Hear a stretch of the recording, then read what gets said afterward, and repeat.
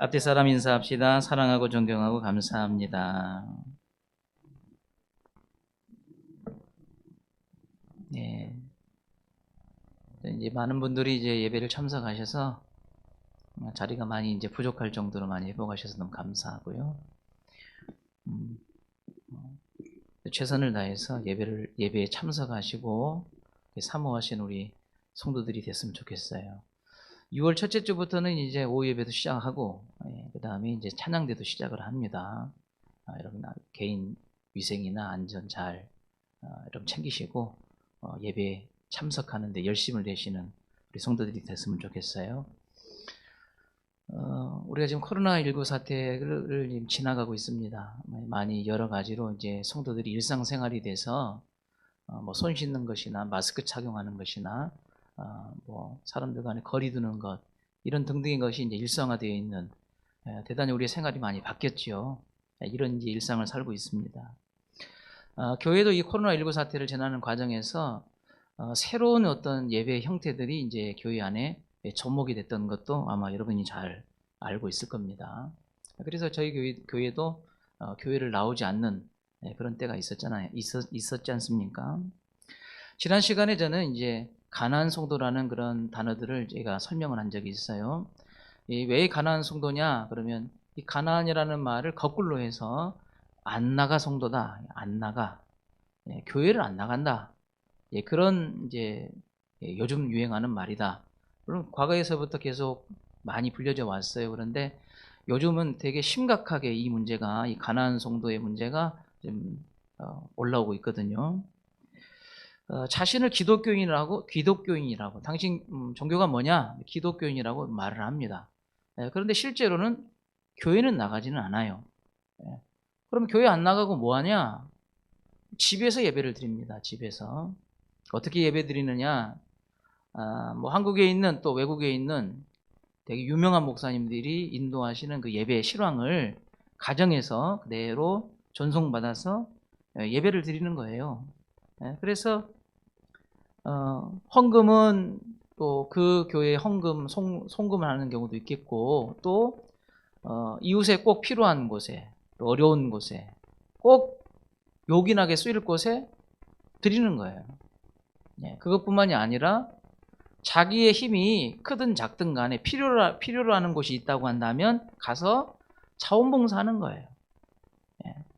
단지 교회에 나오지 않을 뿐이에요. 이런 성도들을 이제 가나안 성도다 이렇게 부른단 말이에요. 이 가나안 성도가 점점점 숫자가 증가하고 있습니다. 만약에 나는 기독교인입니다 하고 말하는 사람을 100으로 잡았다면, 100%로 잡았다고 한다면 최근에 들어서 가나안 성도는 거의 한 40% 이상, 거의 30%를 넘어가요. 이 치수는 점점 증가하고 있거든요. 가나안 성도, 교회는 안 나가지만 자기를 기독교인이라고 밝히는 사람들이 앞으로 점점점 늘어가게 되는 그런 추세가 되고 있단 말이죠. 교회만 안 나갈 뿐이라는 거예요. 교회만 안 나갈 뿐이지 다른 기독교인들과 별 다르지 않다. 그들이 이렇게 말을 하는 것이죠. 여러분, 우리 사회가 되게 급속도로 지금 변화하고 있는 것은 사실입니다. 그래서 우리의 생활이 급속도로 바뀌다 보니까 우리 일상생활도 되게 많이 바뀌었고, 거기에 따른 예배 생활 모습들도 많이 바뀌었어요. 여러분, 우리 다시교회 예만 보더라도 영상으로 여러분 예배 드리잖아요. 뭐 여러분 한 10년 전, 20년 전만 하더라도 생각 못했죠. 요즘에는 뭐 성경책 안 가지고 오고 스마트폰 가지고 오는 그런 성도들도 많이 있어요. 막 걱정하는 분들도 있겠고, 또 어떨 때는 되게 발빠르게 대처하고 있다 이렇게 칭찬하는 사람들도 아마 있을 거란 말이에요.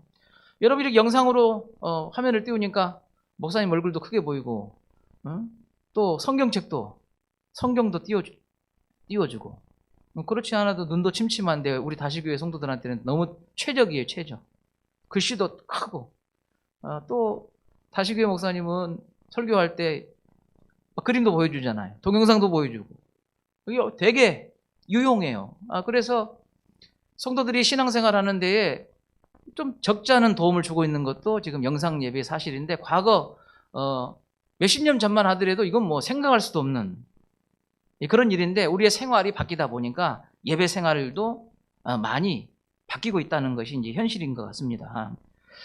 그렇기 때문에 이 예배 형태가 오늘날에 현장 예배가 아니라 온라인 예배, 가나안 교회 그들도 교인으로 인정해달라 이런 의도들도 상당히 있는 것도 여러분 사실이에요. 물론 저희 개인적으로 신앙생활의 모습들도 변화될 필요가 있겠다. 저도 그렇게 생각을 합니다.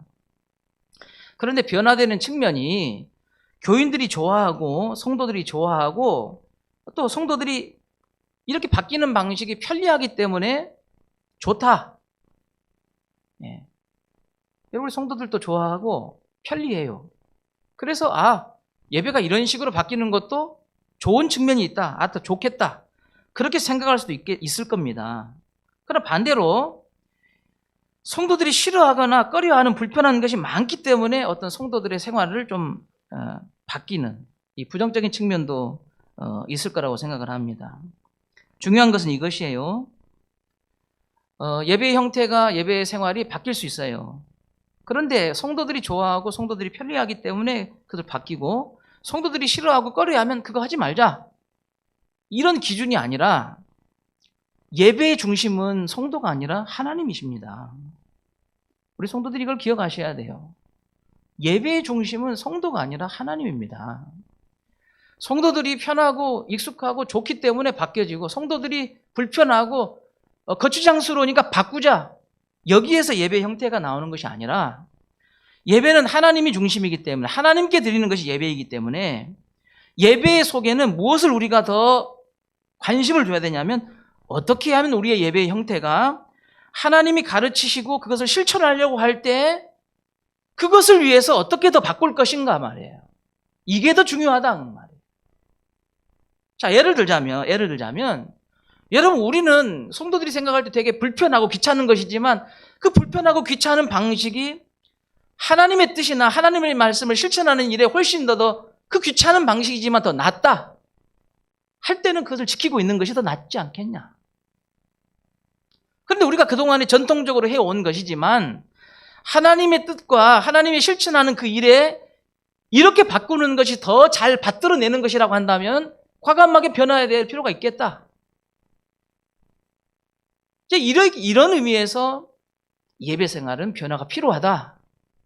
그런 의미이지 세상이 이렇게 바쁘니까 귀찮아하고 불편해하니까 성도들이 꺼려하니까 이거 과감하게 바꿉시다. 이것은 예배의 중심이 하나님이 아니라 예배에 참석하는 사람들이 중심이 되고 있다. 여러분 이렇게 교회 형태가 계속 바뀐다고 한다면 앞으로의 우리의 신앙, 다음 세대의 신앙은 어떻게 되겠습니까? 여러분 새벽 예배는 참 귀찮은 거예요. 불편해요.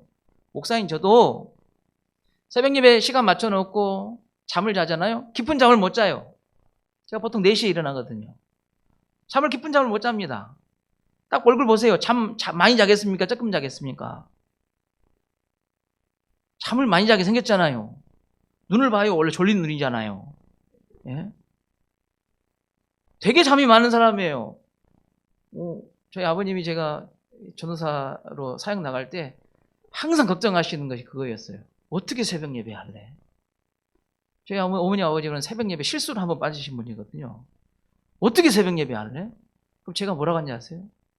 닥치면 다 합니다. 닥치면 다 합니다. 제가 우리 광주에 있을 때 부목사로 있다가 저를 되게 이뻐하시는 목사님이 제가 이제 나주로 우리 부임받아가지고 여기 왔는데 저를 떠나보내면서 제 뒤에다 대고 뭐라 그러냐면 새벽 예배 못 지어가지고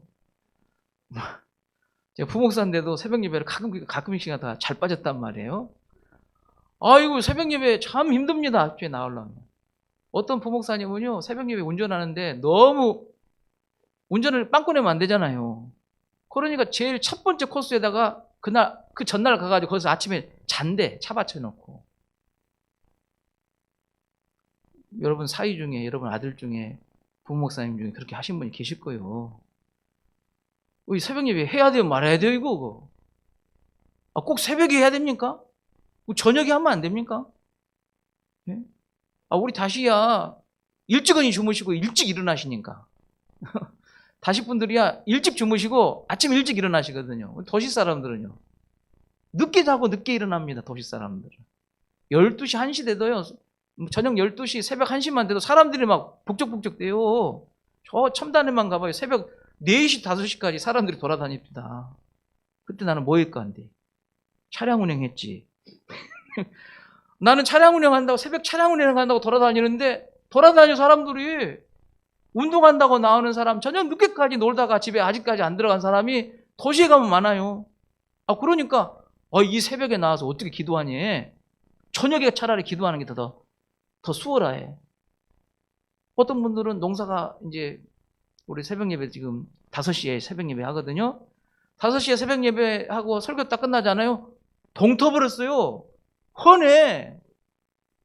그래서 고흥에 있는 어느 교회는 새벽에 항상 예배를 몇 시에 드리냐? 새벽 4시에 드린답니다. 해 뜨면 뭐 하려고? 밤매로 가려고. 얼른 예배 드리고 해 뜨자마자 얼른 가서 일해야 되니까. 그래서 예배 시간 바꾸재. 우리 교회는 겨울이 되든 여름이 되든 항상 5시입니다.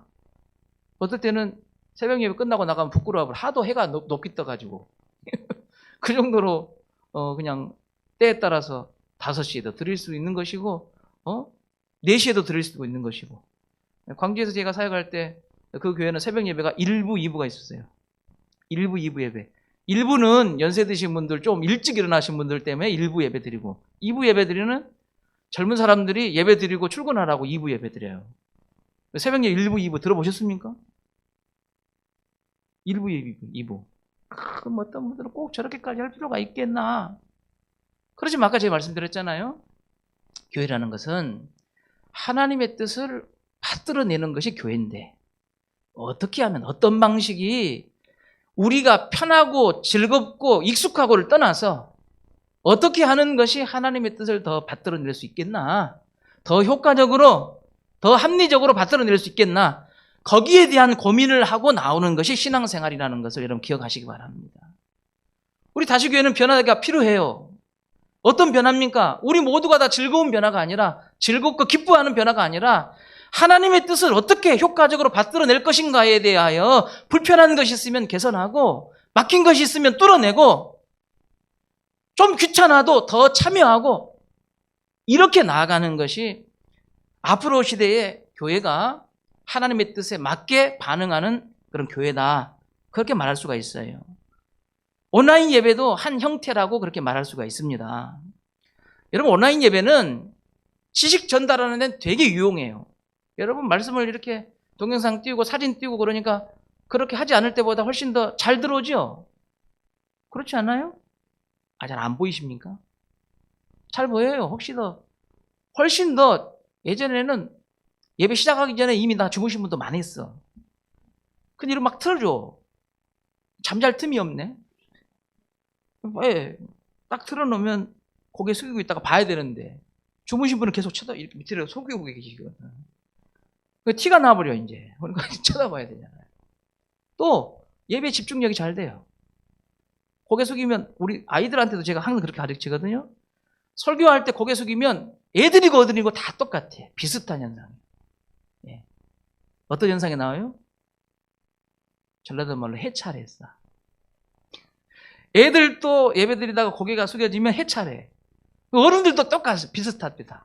어른도 예배 드리다가 옆에 쳐다보기 시작하고 밑에 쳐다보기 시작하면 해찰하기 시작해요. 예배가 아니에요. 그때부터는.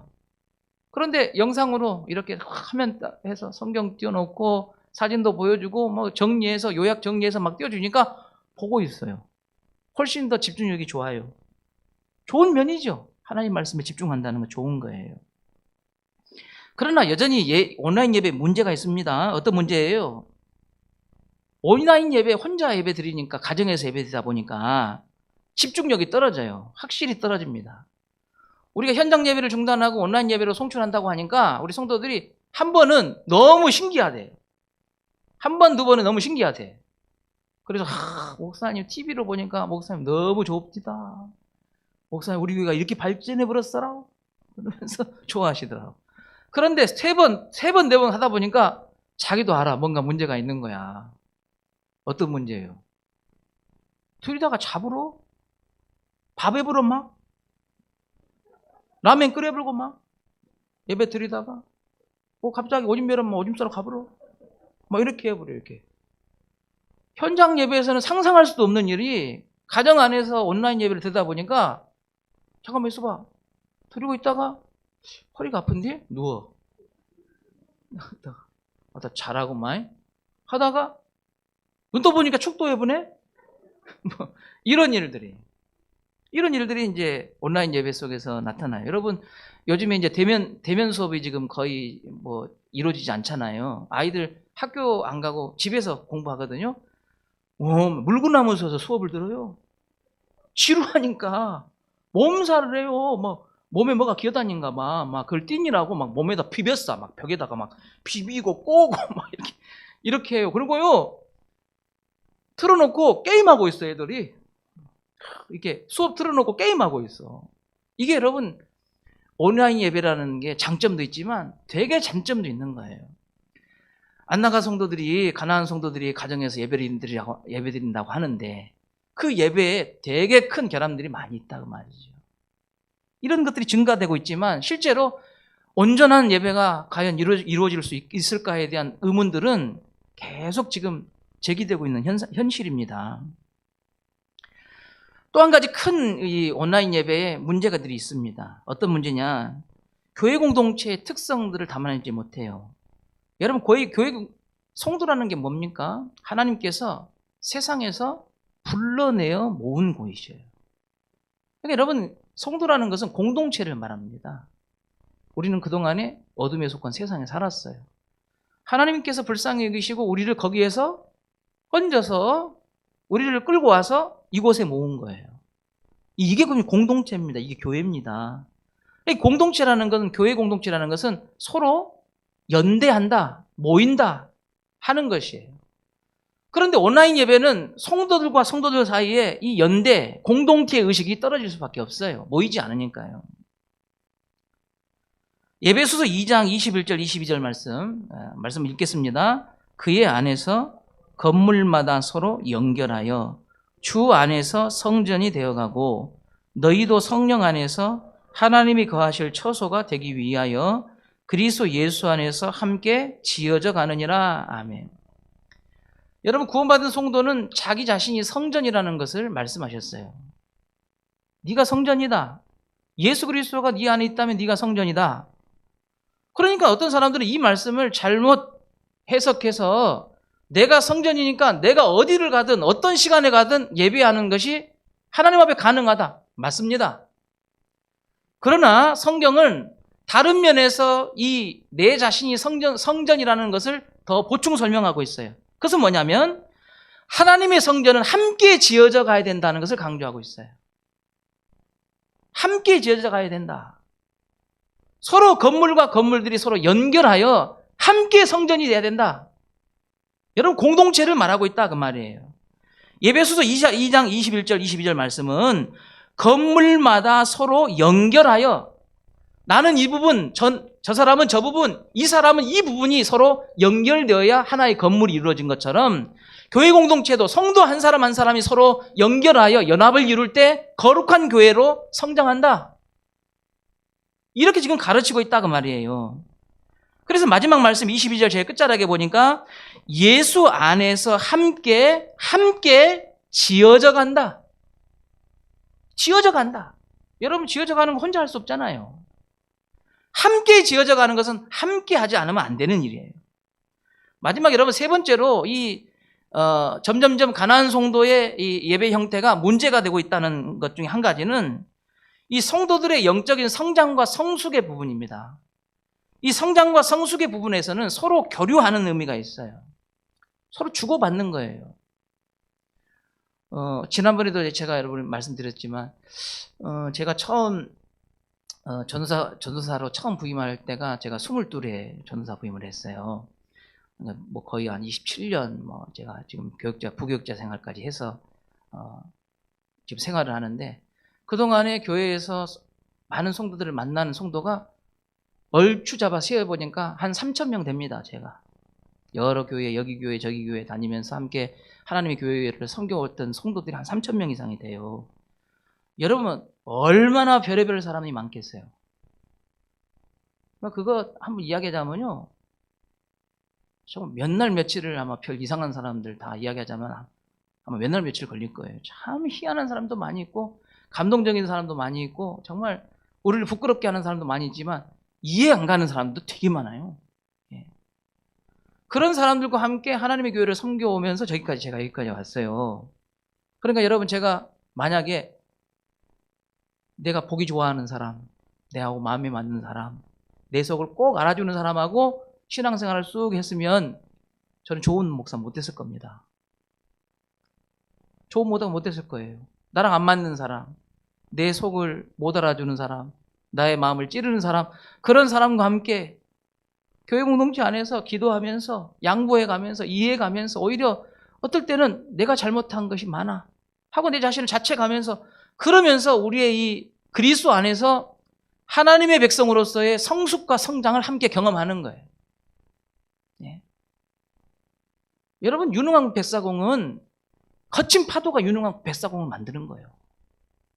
고난 없이 아픔 없이 여러분 이유 없는 여러분 모함을 받으면서 그걸 참아내는 우리의 이 아픔 없이 성장과 성숙은 없어요. 그런데 이 안 나가 성도, 이 가나안 성도는 왜 안 나가겠어요? 솔직히 혼자가 편하지 않아요, 여러분? 죄송해요. 이런 걸 저런 걸 안 보는 게 좋잖아요. 내가 가고 괜히 그냥 엄한 소리 들을 필요가 있어요? 나도 나름대로 대학 나온 사람이고 이 정도면 성공한 사람인데 교회 가면 말 같지도 않은 사람 들어주고 있어야 되고, 어떨 때는 나하고 마음도 안 맞는데 그래도 또 참고 웃고 있어야 되고. 그러니까 어떤 생각을 해요? 아이고, 안 나가도 신앙생활 잘하는 방법이 있으면 그거 좀 참 좋겠다. 이 꼴 저 꼴 다 안 보니까. 우리 신앙생활은, 구원받은 성도의 생활은 그 이후부터 우리는 이제 구원받는 것이 목적이 아니라 어떻게 하면 예수 그리스도를 닮아갈 것인가에 대한 성장과 성숙이라는 주제가 우리 신앙생활의 주제가 됩니다. 교회 공동체라는 것은 우리의 신앙에 서로 다름, 그리고 우리의 부족함들을 서로 부딪히면서 같이 움직이면서 우리의 부족함에 대하여 성장과 성숙을 경험하게 되는 것이 교회 공동체다 하는 것입니다. 골로새서 2장 1절과 5절 말씀을 여러분 보십시다. 골로새서 2장 1절과 5절 말씀. 자, 읽겠습니다.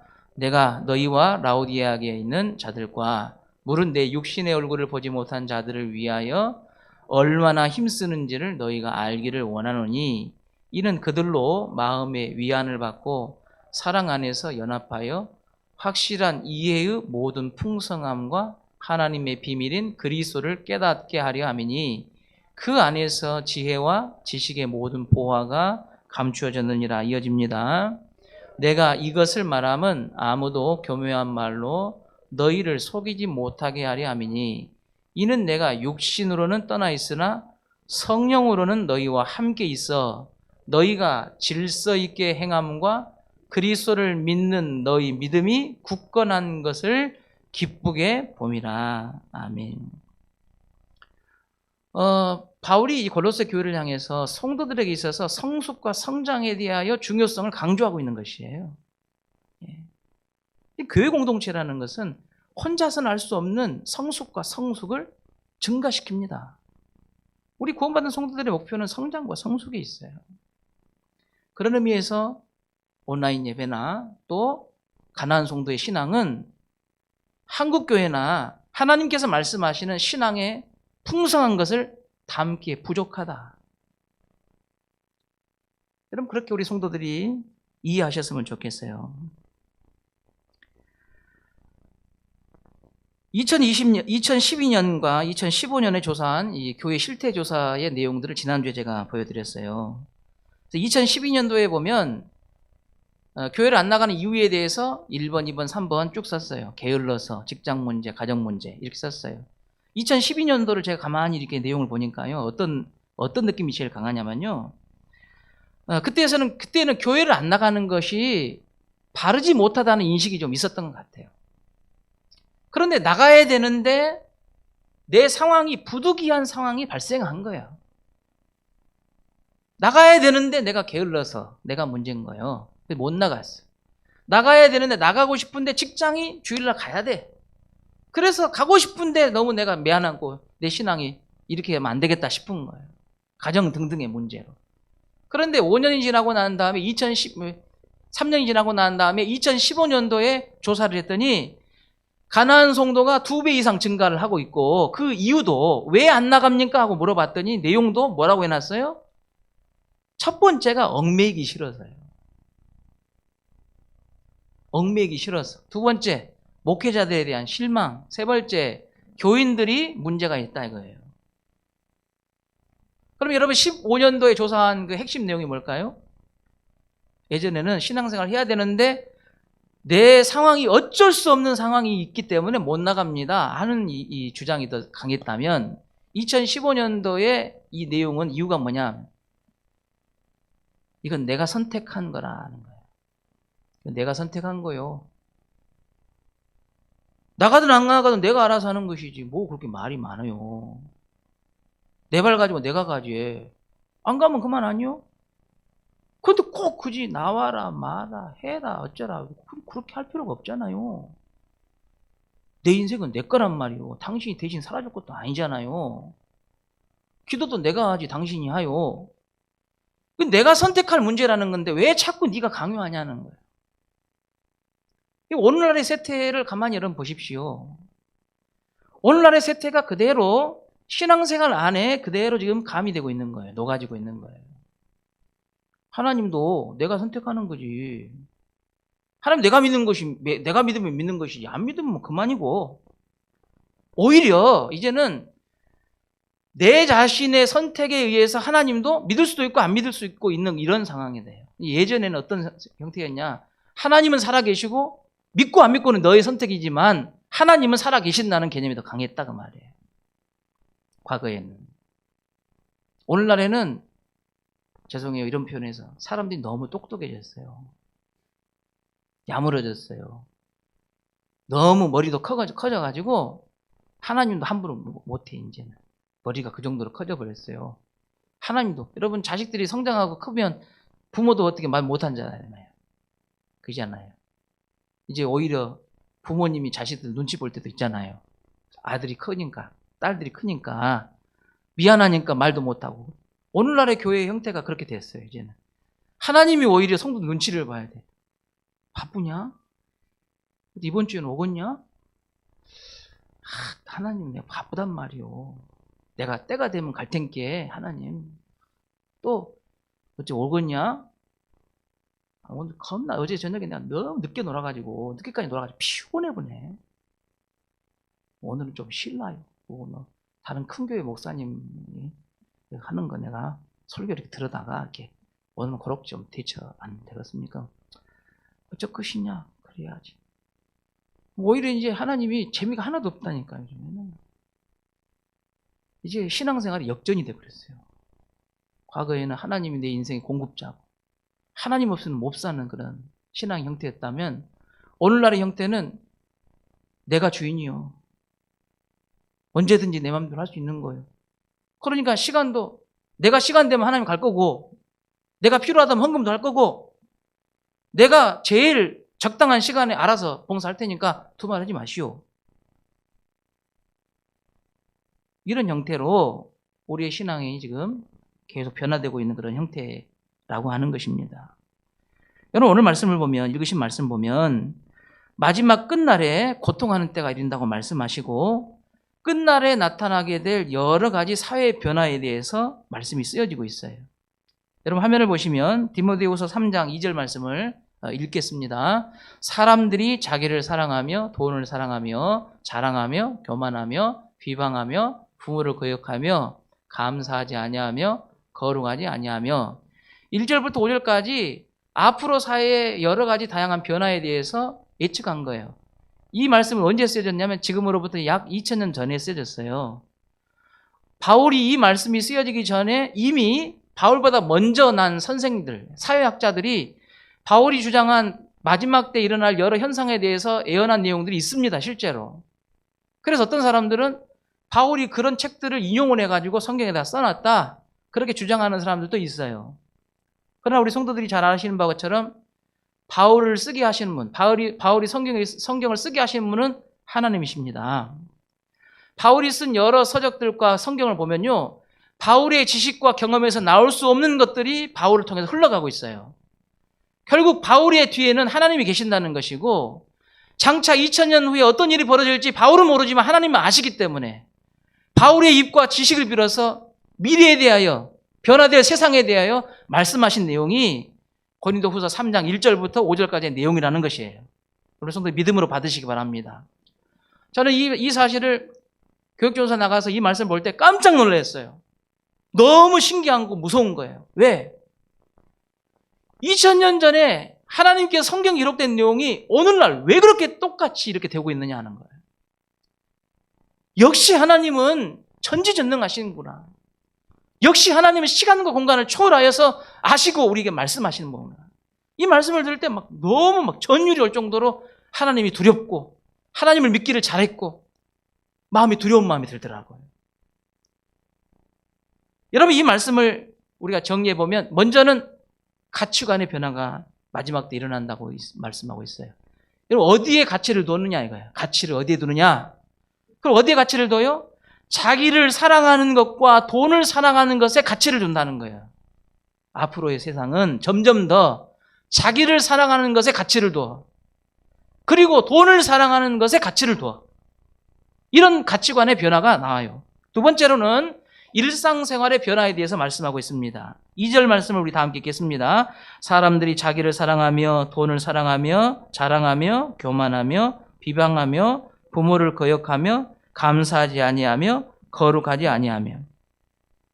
자랑하는 생활이 바뀌어요. 자랑하는 생활, 교만하는 생활, 비방하는 생활, 부모를 거역하는 생활, 감사가 없는 생활, 거룩하지 않은 생활.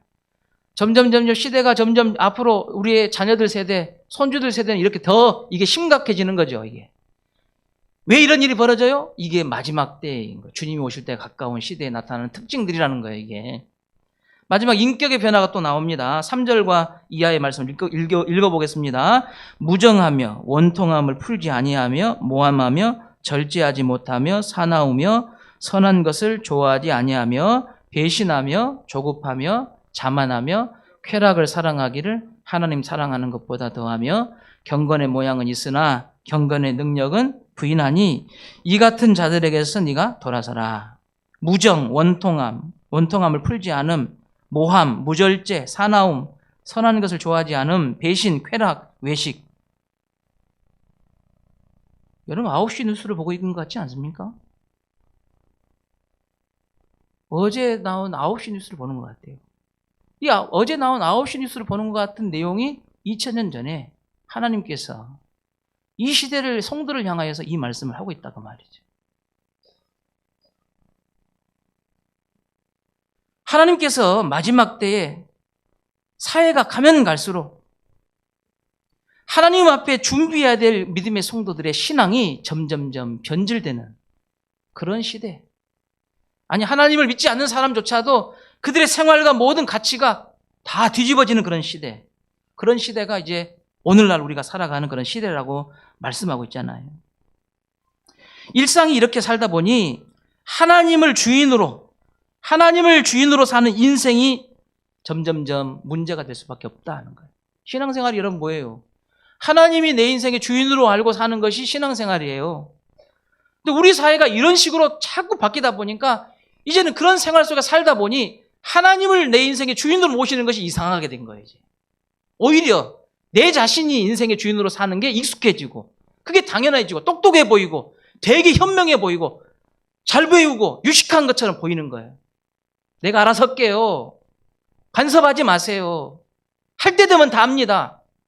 또 저는 똑똑하네. 배우기를 잘했어. 이런 시대로 됐다고 말이에요. 교회 공동체 안에도. 오히려 하나님은 내 인생의 주님입니다. 저는 주님만 따라갑니다. 주님이 내 인생의 공급자입니다. 하나님이 이거 풀어주셔야 됩니다. 하는 이렇게 외치고 이렇게 따라가는 사람 보고는 비웃음을 쏟아내는 저 바보 같은 애. 이렇게 시대가 바뀌고 있다 보니까 마지막 때에 하나님이 찾으시는 믿음을 세워나가기가 되게 어려운 그런 시대를 우리가 살고 있다는 것입니다. 얽매이기 싫어서 교회를 떠나기도 하고, 목회자들에게 실망해서 교회를 떠나기도 하고, 성도들의 말과 행동이 다른 것 때문에, 이중성 때문에 교회를 떠나가기도 하고, 그래서 점점 가난한 성도들은 늘어가고 있어요.